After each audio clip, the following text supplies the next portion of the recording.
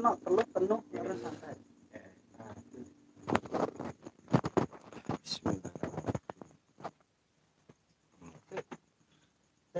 Ini wis mulai bro.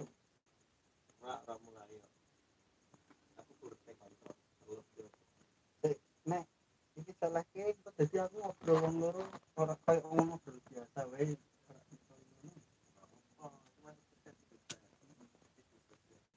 Ya aku mesti konsep.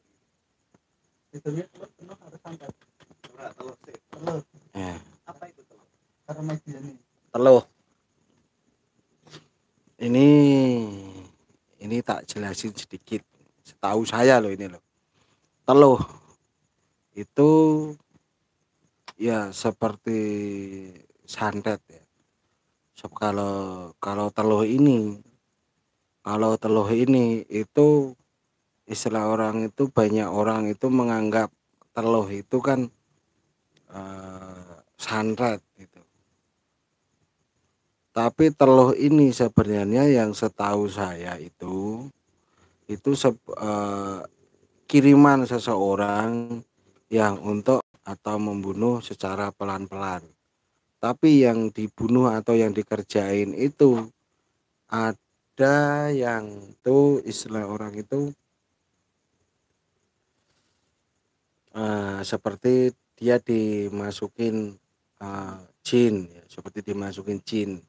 Tapi jin itu dia tidak langsung membunuh dan tidak ada benda ataupun sesuatu yang masuk, cuma yang masuk itu roh berupa jin. Nah, cuma intinya untuk meneror itu biasanya dia itu tergantung itu dendam yang dia sampaikan, istilahnya dia untuk mematiin itu sandang pangan atau rezeki.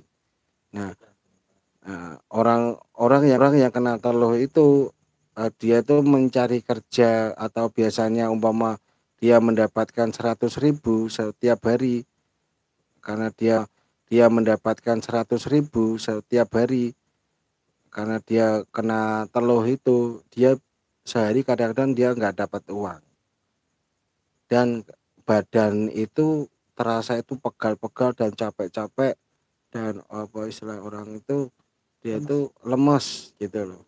Mau kerja ndak mau apa-apa ndak mau. Dia cumanya diem dan malas ketemu malas terus. Akhirnya dia itu akan ngedrop terus orang itu putus asa. Nah, itu sistemnya telur. Itu sistem telur. Nah, kalau santet itu sistemnya gini. Dia itu tergantung berapa mahar yang dia minta. Dukunnya itu dia minta berapa hari, berapa minggu. Dan biasanya dia itu menggunakan perantara jin untuk istilah orang itu menyelakai itu. Biasa kayak dikirimin kayak paku, silet, terus ada lagi tuh sistem di Kalimantan itu ada yang dimasukin apa TV, ada dimasukin apa, atau istilah orang itu alat vitalnya dipindah ke sana ke sini. Nah, itu ada juga. Tergantung di daerah mana santet itu yang mengirim atau kiai itu mengirimnya itu atau dukun itu dari mana asalnya dia itu. Kalau Jawa pasti kebanyakan itu dimasukin benda-benda tajam kayak paku, silet, atau linggis atau apalah semua itulah. Tapi yang sering itu dimasukin benda-benda tajam. Kalau di Kalimantan itu sistemnya itu kayak racun, apa di tubuhnya dikirimi racun lewat kayak dulu ada yang minta kasus, ada kasus orang dia itu minta tolong dia dari Kalimantan ya, badannya itu dikasih itu bulu merak. Nah, bulu merak itu di tubuhnya itu ada racunnya, jadi setiap dia menghembuskan nafas maka racun itu akan bergerak. Dulu pernah saya itu dulu pernah bantu teman saya yang kena itu santet Kalimantan dulu. Tergantung orang-orangnya itu dari mana. Terus mau tanya apa lagi? Misal orang kena teluk, kayak orang indigo gitu bisa ngelihat apa enggak? Kalau orang indigo itu tergantung tingkatnya indigo ya Mas ya. Tergantung tingkatnya indigo itu. Kalau tingkatnya cuma bisa melihat tok, itu bisa melihat. Kalau istilah orang itu indigo itu bermacam-macam bentuk sih Mas, bermacam-macam khasiat dan kebiasaan. Cuma indigo itu kan setahu saya itu mudah untuk dibimbing, mudah untuk dituntun. Jadinya kan dia udah mempunyai dasar dulu, yaitu bisa melihat dan mendengar.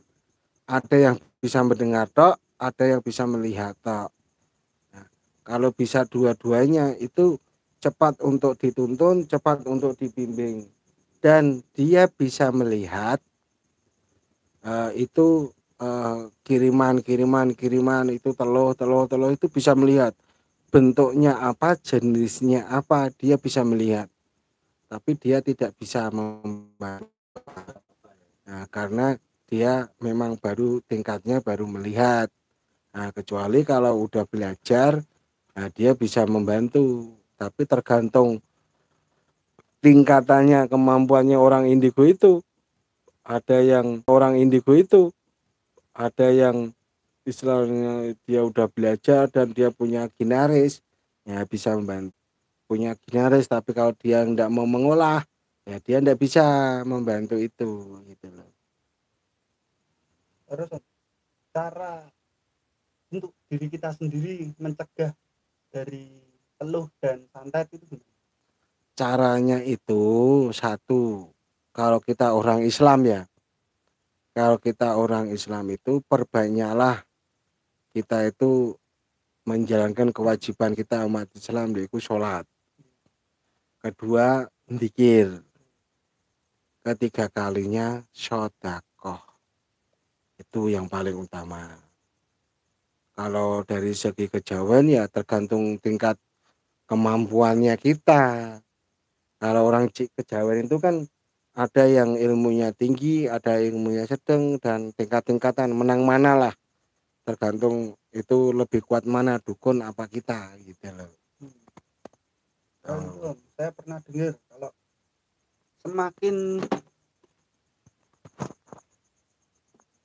semakin dendam seseorang kan semakin kuat teluh yang diberikan, yang dikirimkan. Itu benar apa enggak?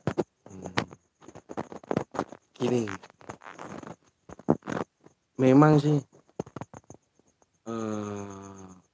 orang itu tergantung kebenciannya.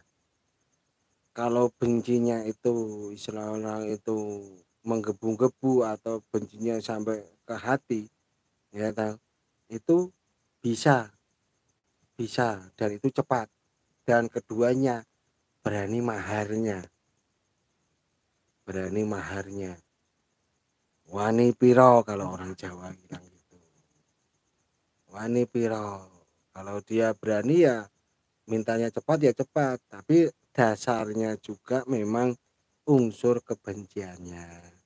Tapi ya tergantung orang yang disantet itu, ya, imannya gimana, sedekahnya gimana, sholatnya gimana. Nah itu pengaruh juga.